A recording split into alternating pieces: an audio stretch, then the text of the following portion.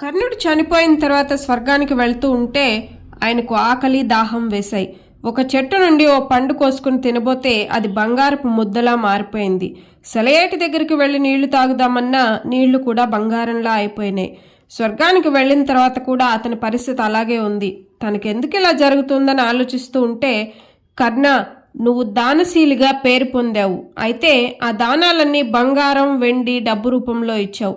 కనీసం ఒక్కరికి కూడా అన్నం పెట్టి ఆకలి తీర్చలేదు. అందుకే నీకు ఈ దుస్థితి అని ఆకాశవాణి చెప్పింది. వెంటనే కర్ణుడు సూర్యుడిని ప్రార్థించాడు. సూర్యుడి కోరిక మేరకు ఇంద్రుడు కర్ణుడికి ఒక అపురూపమైన అవకాశాన్ని ఇచ్చాడు.